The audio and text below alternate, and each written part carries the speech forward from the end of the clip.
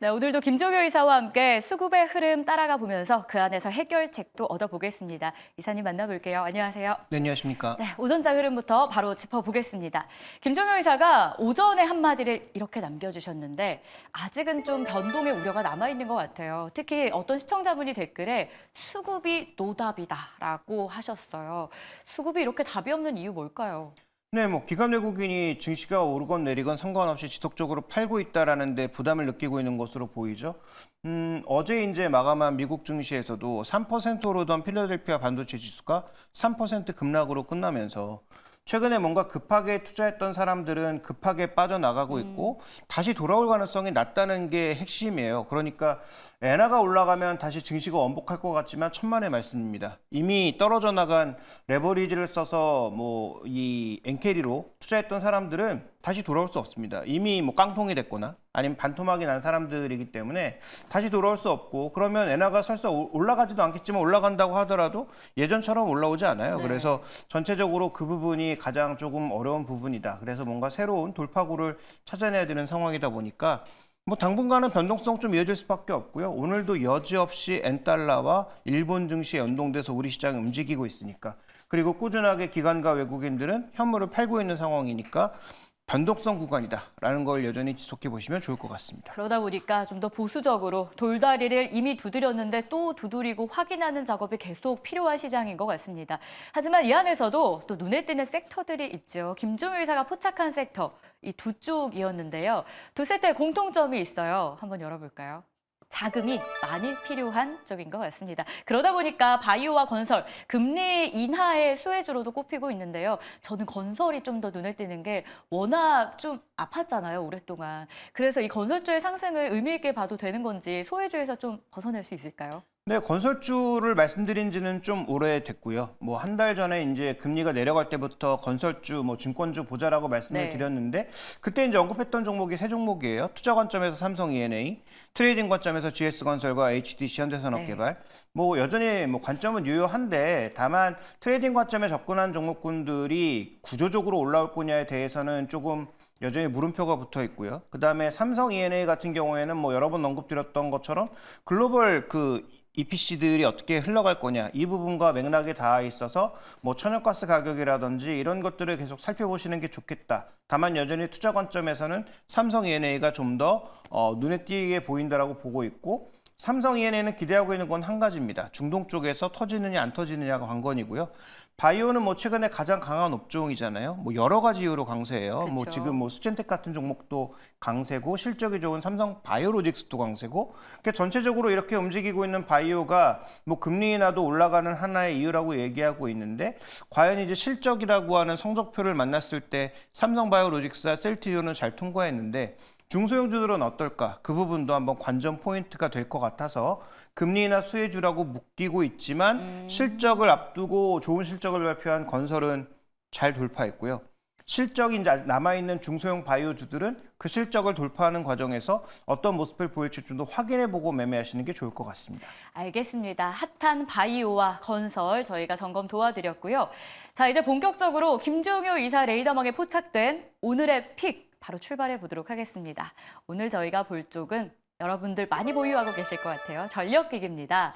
사실 한 3주 전이었을까요? 풍력 이야기하면서 신재생 에너지와 덩달아 전력기기에 대한 매력도 저희가 이미 배워본 바가 있어요. 그때 관심주로 꼽았던 게 LS. 그리고 CS 윈드였습니다. 전력기기 이야기 하긴 할 건데요. CS 윈드가 오늘 호실적 나오면서 급등을 했거든요. 장중에 6만 원도 넘기는 모습이었는데 후속 전략 먼저 좀 들어볼 수 있을까요?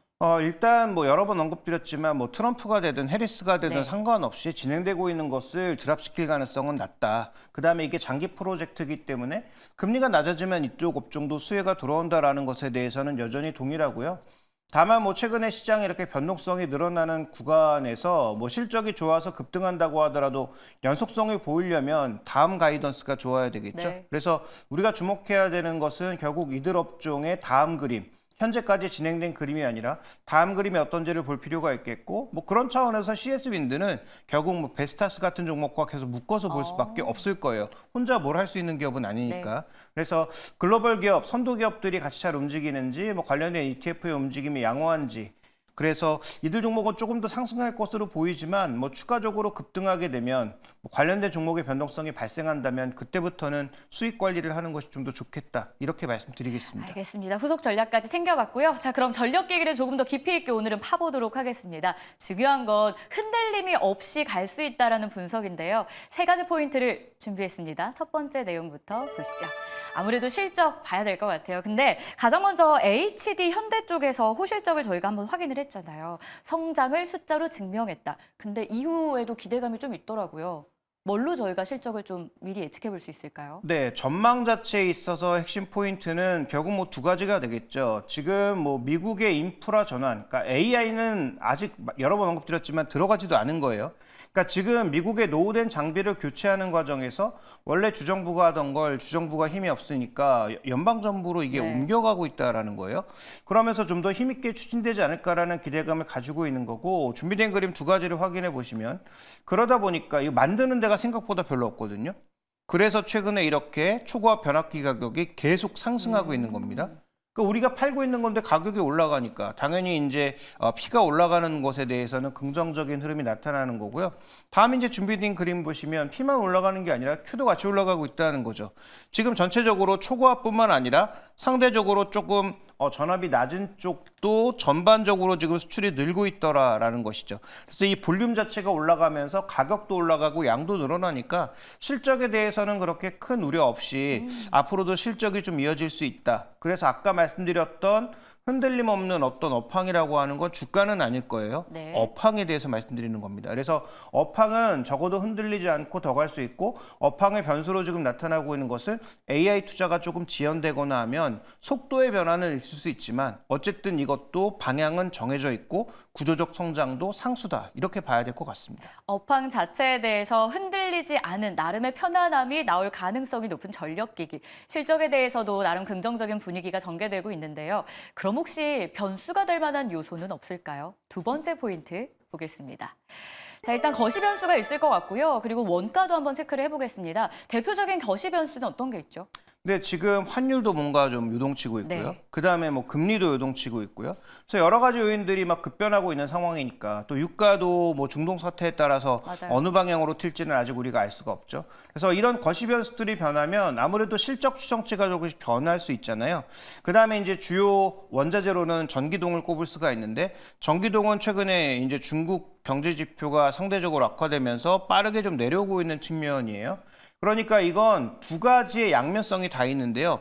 전기동 가격이 올라갈 때는 전기동 가격의 상승에 따라서 업황에 대한 긍정적 흐름, 제품 가격도 올릴 수 있다는 믿음, 뭐 이런 게 작용할 수 있는데, 반대로 이게 내려오는 건 원가가 내려온다고도 생각해 볼 수 있지만 반대로 업황에 대해서는 뭔가 좀 약해지는 게 아닌가라는 생각도 동시에 해볼 수 있는 그런 양면적인 변수이기는 한데, 결론적으로 말씀드리면 아직까지 거시 변수나 환율 변수, 뭐 그다음에 원가 변수들 중에서도 주가를 압박할 만한 강력한 요소는 없는 것으로 보입니다. 그래서 전반적으로 원가는 안정된 가운데 거시 변수의 변동성이 나타나고 있으나, 지금 노후된 인프라를 교체하는 것은 거시 변수가 극단적으로 확대되지 않는 이상 멈출 수는 없는 상황인 거죠. 그래서 분명히 변수는 있는데 이 변수가 지금 구조적 상승을 깰 만큼의 그런 극단적인 상황으로는 가지 않고 있고, 원가는 비교적 안정적으로 흘러가고 있다. 이렇게 봐야 될 것 같습니다. 변수가 있긴 한데 체크는 계속 해야 되는데, 원가가 굉장히 안정적이고 업황 자체가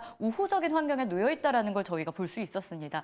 그럼 이사님, 저희 신규로 한번 매수해봐도 될까요? 라는 질문이 쏟아질 타이밍입니다. 중요한 건 많이 올랐어요. 우리가 보통 3, 4를 대장주로 꼽잖아요. HD 현대 일렉트릭 같은 경우에는 연초 대비했을 때 350% 넘게 올랐고요. LS 일렉트릭이 270%, 효성중공업도 190% 정도 올랐다고 합니다. 조언해 주시죠. 네, 바로 이제 그게 문제죠. 업황도 흔들림이 없고 실적도 좋을 것 같고 향후의 전망도 좋은데, 다만 중요한 것은 준비된 그림에서 나타나는 것처럼 연초 대비 수익률이 너무 높다는 데 있죠. 그래서 뭐 조그만 변수에도 이제 주가가 흔들릴 수 있다라는 거고요. 실제로 이제 엔캐리 트레이드가 청산되면서 나타난 가장 큰 특징은 딱 한 가지입니다. 많이 오른 종목군들의 변동성이 커지고 있다라는 거예요. 오늘 슈퍼마이크로 같은 경우에도 미국에서 마찬가지였죠. 그게 뭐 실적이나 전망에 아주 큰 변수가 있었던 게 아님에도 불구하고 뭐 장중 변동성이 엄청나게 발생하고 있단 말이죠. 이들 종목도 말씀드린 것처럼 업황이나 뭐 거시 변수에서 큰 변수가 없음에도 불구하고 많이 올랐기 때문에 밸류 기준으로 싸다라고 볼 수는 없기 때문에 변수가 발생했을 때 변동성이 커질 수 있단 말이죠. 그래서 기존에 보유하고 계신 분들은 뭐 추세를 깨지 않는 이상 계속 들고 가면 되는데 신규 매수를 하시는 분들은 반드시 옵션을 붙여야 돼요. 만약에 뭐 몇 % 이상 하락했을 때 자동으로 뭐 손절을 한다든지 하는 그런 옵션을 붙인다면 저는 뭐 여전히 뭐 여러 번 이 시간을 걸쳐서 말씀드렸지만 HG현대일렉트릭이나 LS라고 하는 두 종목에 대해서는 여전히 매수 관점입니다. 다만 신규 매수는 반드시 옵션이 필요하다. 변동성이 발생했을 때 그 변동성을 어떻게 제어할 것인지에 대한 그 옵션만 붙인다면 저는 뭐 그 두 종목에 한해서는 신규 매수도 가능하지 않을까라고 보고 있고 기존에 이제 보유하고 계신 분들이라면 아직까지 뭐 추세 이탈이나 큰 변동성이 나타나고 있는 건 아니니까 여전히 수익 극대화 관점에서 바라볼 수 있고 만약에 우리가 현금을 지금 마련해야 되는 시기긴 한데 가장 늦게 팔아야 될 종목 중 하나가 아닌가라는 관점에서 접근하고 있습니다. 현금이 필요한 시기에 가장 늦게 팔아야 되는 섹터와 종목들이다. 굉장히 매력적으로 들리는데요. 다시 한번 정리를 하자면 최근 시장 자체가 변동성이 워낙 크고요. 변동이 나오는 쪽의 특징을 살펴본다면 그만큼 많이 오른 쪽에서의 변동이 나오고 있다는 겁니다. 전력기기 쪽도 많이 올랐기 때문에 변동을 예측해야 되고 그렇기 때문에 신규 진입을 하신다면 하단을 지지할 수 있는 재료도 확인하시면서 가격도 쪽 설정을 하셔야 될 것 같아요.